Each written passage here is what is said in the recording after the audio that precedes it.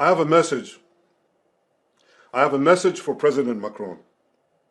Today, Israel is defending itself on 7 fronts against the enemies of civilization. We're fighting in Gaza against Hamas, those savages who murdered, raped, beheaded, and burned our people on October 7th. We're fighting in Lebanon against Hezbollah, the most heavily armed terror organization in the world, which was planning an even greater massacre than October 7th on our northern border, and that has rocketed Israeli towns and cities for nearly a year.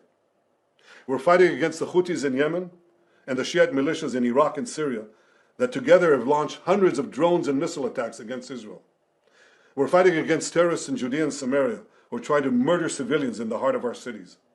And we're fighting against Iran, which last week fired over 200 ballistic missiles directly at Israel, and which stands behind the 7-front war against Israel. As Israel fights the forces of barbarism led by Iran, all civilized countries should be standing firmly by Israel's side. Yet President Macron and some other Western leaders are now calling for an arms embargo against Israel. Shame on them. Is Iran imposing an arms embargo on Hezbollah, on the Houthis, on Hamas, and on its other proxies? Of course not. The axis of terror stands together.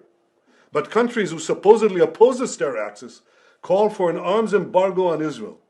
What a disgrace. Well, let me tell you this. Israel will win with or without their support.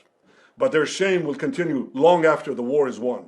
For in defending ourselves against this barbarism, Israel is defending civilizations against those who seek to impose a dark age of fanaticism on all of us.